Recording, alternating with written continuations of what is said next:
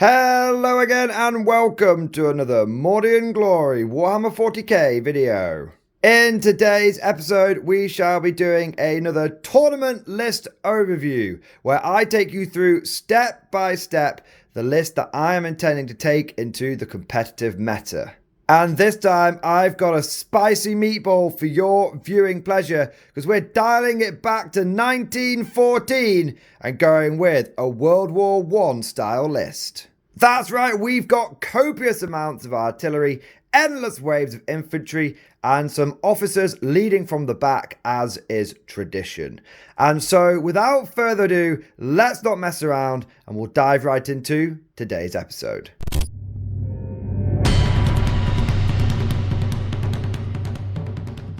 As is tradition, we'll begin with a high-level overview. So this is a 2,000 point Imperial Guard combined arms detachment.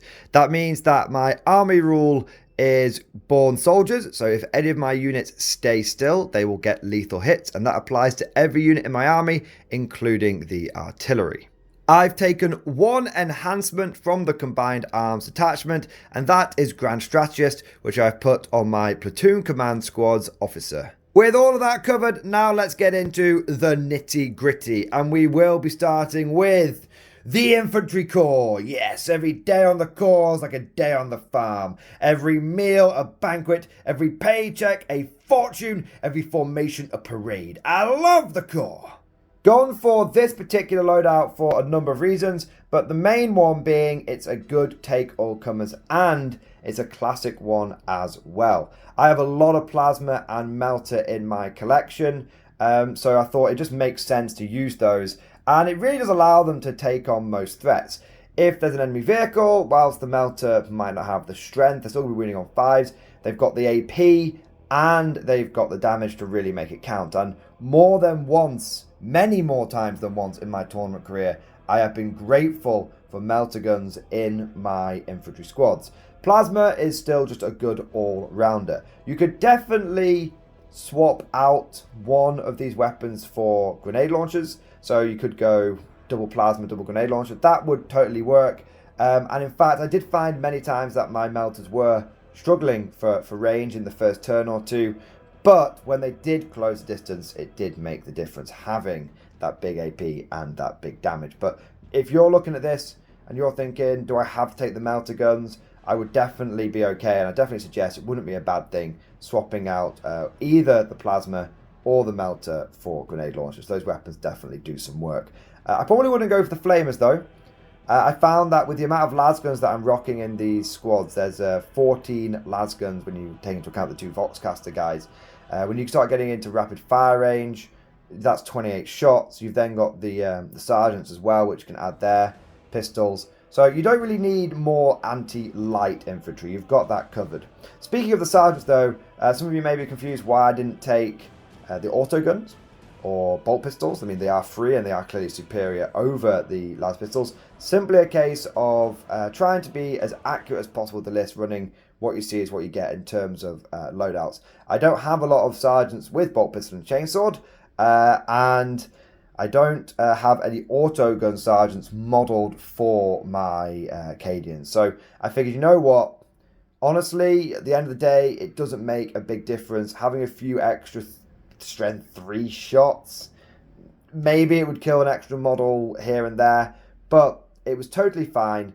And I actually at many points was grateful for those chainsaws. Getting a few extra attacks in combat does allow you to pull off some cheeky charges and maybe get a few more attacks and drive someone off an objective, something that you wouldn't be able to do if you had the autoguns. But again, it's trading one kind of strength 3 attack for another kind of strength 3 attack, so it's very much 6 of one, half a dozen of another.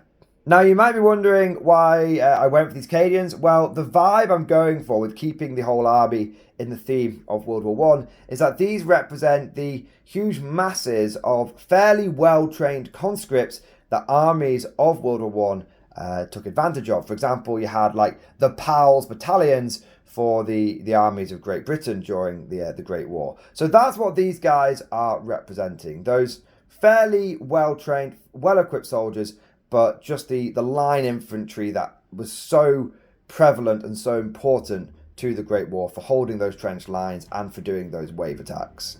Moving on from the Cadians, we have 2 units of Kashjan jungle fighters, and I know what you're thinking. There weren't very many jungles on the western front of World War I. That is true, but I'm using these Kashjans to represent the trench raiders, those soldiers who would go out first and clear the way and clear the trenches before the wave started going in, or for doing those night attacks and all that kind of good stuff.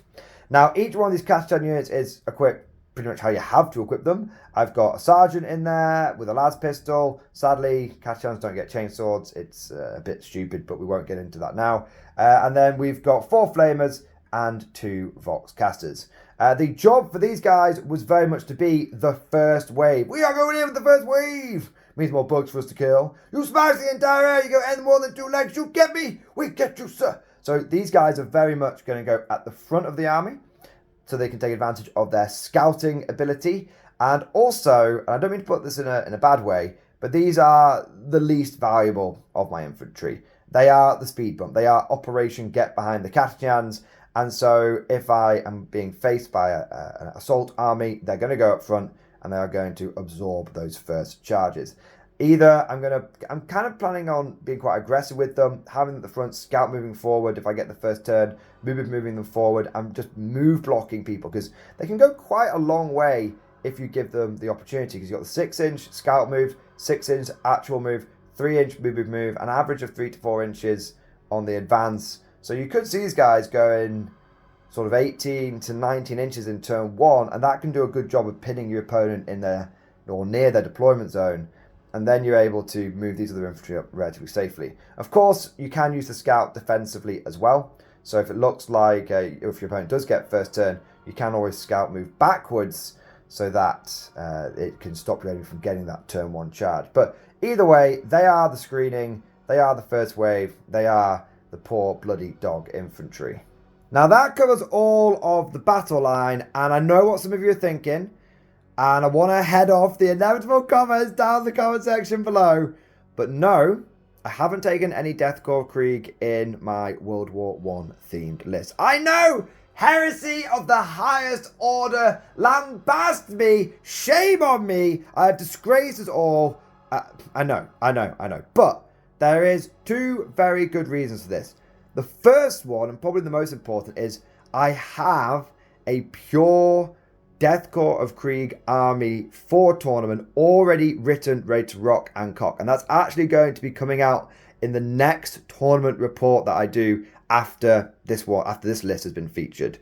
So I didn't want to have essentially 2 Deathcore of Krieg tournament reports back to back. So what I thought I would do is I'd lean into this being very much a World War I style list, maybe a triple entente style list, you know, the Western powers, as it were. And so that's where we've got things like Pals Battalions and Trench Raiders and stuff like that. And I thought the next army can be, like I said, very much leaning into Deathcore. And like I said, it's got Deathcore Krieg infantry, all the infantry of Deathcore Krieg in it. And it's got lots of artillery in it. And I've even taken triple Malkador in that list as well.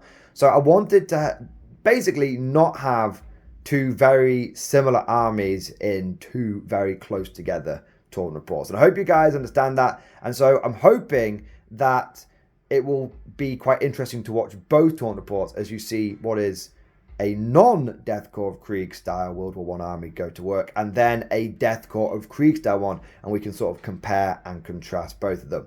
That all might sound like a very well-reasoned logical argument, but I also appreciate that it is the ultimate heresy, so I am fully expecting to get raked over the coal fires for not including Deathcore in this list. And so please feel free to absolutely lambast me down the comment section. Now, commanding all of this battle line infantry, we have got our officers.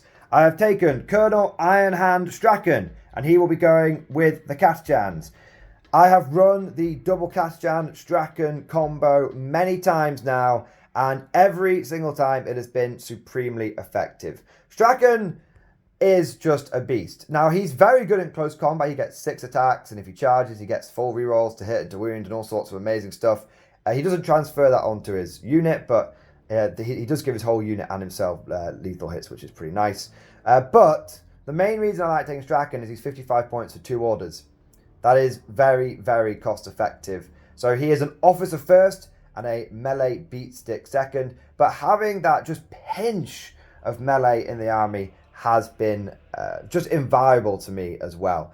More often than I can remember, there'll be an objective that I need to be able to clear my opponent off. And I know I won't be able to do it in shooting alone. And I know that my combat probably won't be able to do it if it was just like a basic squad of like Cadians or something like that. But having Strachan in there, he just goes in there and reliably wipes out the equivalent of 5 Marines on his own. And then you've got all the Catalan attacks coming in, often with fixed bayonets, at strength 4, at AP -1, with those lethal hits.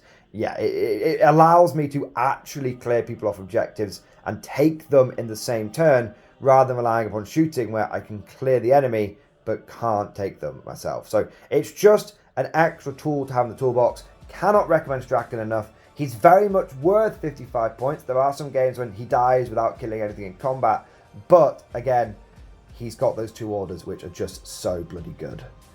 We've then got a Creed Command Blob. I did a video talking about this combo recently, so I thought it was about time to take it to a tournament. I've got an infantry squad with a mortar and a plasma gun and a sergeant, plasma pistol and power sword. Honestly, none of those other weapons really matter. It's just the mortar that we care about. And then we've got a platoon command squad with the very classic configuration.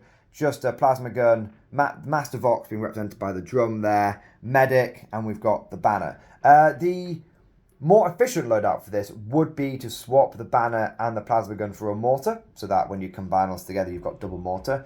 But I will be damned if I go into battle without the king's colours. I will be damned. So I always make that flavourful choice over the efficient, maybe proper choice. But 1 extra mortar in your army, I have found, doesn't add a huge amount, and for the combo to work you only really need the 1 mortar. So there we go. And then we've got Daddy Creed himself.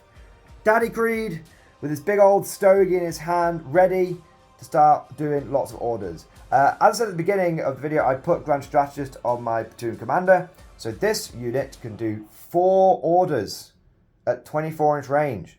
So even though it might not look like it, and even though I've not got any actual leaders in the Cadian units, every single one of these battle line units has an order available to it. Because Strachan can boss 2 Catachans around, these guys can boss the 4 Cadian units around. I found this to be quite an interesting combo because it stays safe behind the lines, and the Cadians are getting all the orders that they need. But when the Cadians die, you don't, unlike Krieg, when you've got like a Deathcore Marshal with them, you lose that Marshal, you lose that ability to have orders.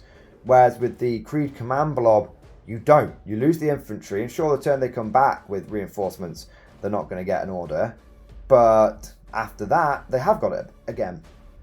So I actually think this is a pretty effective unit, and again fits with the theme of World War I, when you had officers who were very, very far behind the lines, giving out the orders and sort of a little bit out of touch and all that kind of stuff. So I thought that not only is it a cool combo, but it fits with the theme. And there was always that one absolute badass officer who led from the front. So it kind of trying to encapsulate many different aspects of the Great War. But from the right flank all the way over to the left, we have got our elite infantry. I have taken the stormtroopers, the infiltration tactics, 3 units of Kazakhin. These guys represent the elite troops, the assault troops that were formed towards the end of World War I, heavily used by the armies of Germany, and they pioneered infiltration, breakthrough tactics, things that were later in World War II be called Blitzkrieg. And so I thought, if we're doing World War I, we've got the conscripts, we've got the trench raiders, we've got to have those very famous stormtrooper battalions that were used by, I think by both sides at the end, but were definitely pioneered by the Germans, by the Triple Alliance. These guys are bringing a lot of tactical flexibility to the board, and also, thanks to their warrior elite ability, they can order themselves. So even though we've only got 2 officer units, with that all being combined into 1, every infantryman on this board has access to orders. Now we've gone for 3 units of Klaserkin, 2 plasma, 2 melter for the special weapons, and then we've got plasma pistol, power sword on the sergeant, voxcaster in every squad, hotshot sniper in every squad, and then we've gone for a melter mine and 2 basic guys. If you're looking for the melter mine guy, you can see that stormtrooper there at the back who's got his open faceplate with the rifle. He is going to represent the man with the melter mine and the las pistol, and you can see I've got one of those in each unit. I am, of course, not using actual Kazakin models here. These are classic 3rd edition metal stormtroopers. These are my favourite stormtrooper models that GW has ever made between the Scions. Yes, that does include the Kazakin, the old metal ones. Yes, that does include the new plastic ones. I am an old grognard longbeard, and I like my vac suit stormtroopers. I've got just an ungodly number of these guys. So I've got 3 units of those. Now, the way I'm planning on using them is twofold. Firstly, and probably foremostly, they're going to go in reserve. So I can then use the Warrior Elite ability in reserve, which is something, again, I've covered in another video about Kazakin. It's a very nice little hidden trick that they have. You can use abilities in reserve. You can't use orders in reserve, sadly, just because of the wording on it, but you can use Warrior Elite in reserve. So they can come in from outflanking with 2+ to hit, because the hit on 3s would take aim on them, which is very tasty. Or I will deploy them on the board, and they'll be used in 2 different ways. If I get the first turn, they will follow up behind the Catachans as an effective first strike, because the Catachans can receive move and all that kind of stuff, really get in people's faces, but they don't do a huge amount of damage. But my Kazakin can also scout move, and they can receive 2 orders. They can Warrior Elite themselves and then receive another order. So what I could do if I wanted to do not necessarily an alpha strike, but just like an early strike, not expecting to knock the enemy out, but expecting to do a bit of damage and really clog them up, I can take these 3 units, and they can be given take aim, and then they can be ordered to move. So with their scout move, they're going 15 inches, which should be able to get them into rapid fire range and lots of other good stuff. So they can be part of an early first wave tactic, or they can simply be, if the enemy's going to be coming to me, if I face an assault army, they'll just be deployed on the line, because I'll need all the firepower I can get to blunt those assaults, and they bring a lot of DACA. And finally, I can just use them if I do deploy them quite aggressively. That scout move, again, like with the Catachans, can be used to move them behind line of sight blocking terrain, can just be used defensively as well.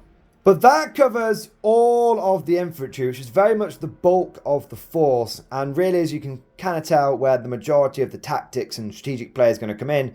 But we cannot forget the artillery. I have taken 3 basilisks and 2 manticores. Now, I just want to address a quick point here. Yes, I know that this is a Medusa. It's not a basilisk. I know that this is a Legends model. Do not worry. I have checked with the TO of the tournament before making this list and before filming this video, and I have asked if I can use this as a basilisk, and he said yes, that's no problem whatsoever. So I want to say a big thank you to Isaac at Just Play for getting back to me quickly and allowing me to use this as a 3rd basilisk. So I've taken 3 basilisks and I've taken 2 manticores. There's not a huge amount of actual big brain ideas going into this. I'm just going to bombard the enemy. Bombardment! Just going to bomb the crap out of them, shatter their skies, all that kind of good stuff. The main sort of smooth brain, wrinkly brain kind of things that I'm going to be doing with the basilisks is using them to slow the enemy down. That's it. So what I'm planning on doing is kind of having an effective 1-2 punch, where I'll hit a big enemy unit with a manticore first, so I can take advantage of it getting full rerolls against units that I've got more than 5 models in, and then once they're, hopefully the manticore will reduce that to below 5 models, and then I can hit them with the basilisk, which doesn't really care. It doesn't really need blast, because it does d6+3, unlike the manticore, which is d6+1 shots, and it doesn't, and it can just slow them down.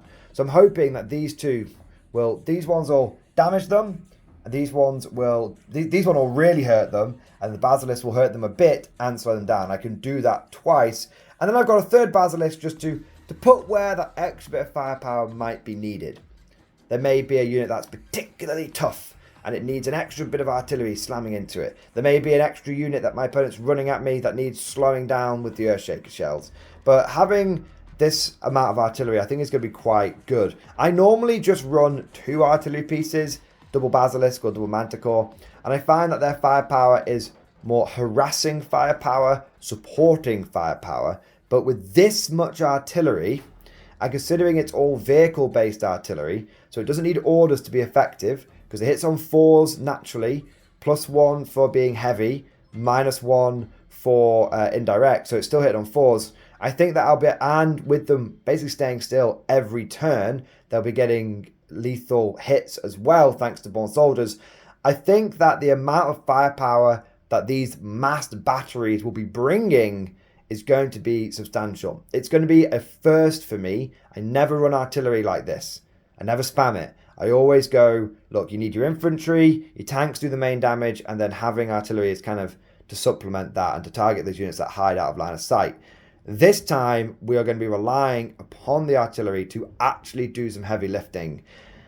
Whether that pays off or not, I think it's going to come down to how many 6s I can roll to hit, because I'm going to need, especially if I'm facing down lots of vehicles, as is the way in 10th edition, I'm going to need to be able to get past my strength 8 and strength 10, which is decent, but will mean against a lot of vehicles I'll be winning on 5. So let's hope I can get some good lethal hits. And finally, we have 2 Cyclops demolition vehicles, which will be going in reserve and will be doing shenanigans and objectives like behind enemy lines, deploy teleport homers, all that kind of good stuff. There is a rumor at the time of recording this video that the FAQ will say that units with OC of 0 won't be able to do objectives. At the time of recording, that's not out. And at the time of the tournament, that, if it is true, won't be in effect. So these Cyclopses will still be able to do their intended role. If, and it's a big if, they won't be able to do that anymore because of the whole OC0 thing, then what I would do is look to swap these out for Commissars. They are 5 points more, so I would need to find 10 points somewhere, but I'd be able to put 2 Commissars in the list, and that would allow me to do the same thing. And that is it. 2,000 points on the nose, and lots of infantry and artillery. The general plan will be to have lines upon lines of infantry moving forward, screening out, buying time so that the artillery can go to work 4 or 5 turns and do that cumulative damage. It's going to be a fairly straightforward standard way of playing the game, but I've just got a lot more infantry than I would in a normal hybrid army, and I've got a lot more artillery as well. It'll be interesting to see how it pans out. Looking at it now, it does kind of feel like essentially this is a pure infantry style list, but some of the infantry has been taken out for the artillery. But the tactics are very much going to be the same. Mass on those primaries, deny primaries to my opponent, and allow the firepower to grind them down over the first few turns. But that's the plan anyway. But as I say, no plan survives contact with the enemy. So let me know down in the comment section below how you think this army will perform. I know that there's been a lot of nerfs to artillery with points increases and stuff, but I think that there's still a decent amount here for the points that we're paying, and I'm hoping that the list will do well. I have no idea, I have no expectations. I'm taking a lot of stuff that I wouldn't normally take, especially with not having Kriegers in here, relying upon massive bodies rather than high quality bodies with feel no pain. That's a big change for me. But yeah, like I said, let me know how you think the list is going to do down below. You know, predict my score. Am I going to go 0-3 and get absolutely smashed, or am I going to go 3-0 and crush it, or anything in between? Of course, let me know how you would change or adapt or improve this list. What units would you swap out? Would you go for more line infantry over the Kazakin? Would you go for Earthshaker batteries and stuff over the Basilisks? Let me know, and it'd be cool to see what you guys think. Of course, if you've enjoyed today's video, then don't forget to smash that like button and also subscribe to never miss an episode.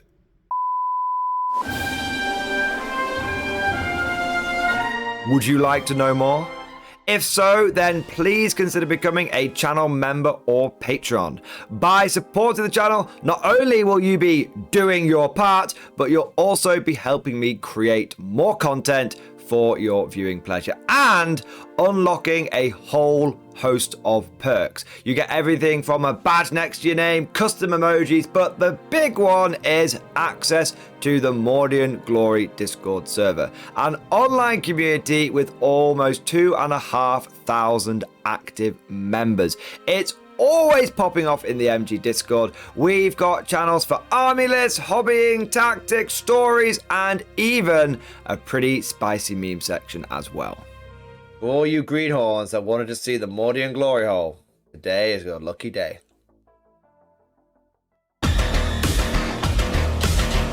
And joking aside, I do want to say a massive thank you to all of the current channel members and Patreons.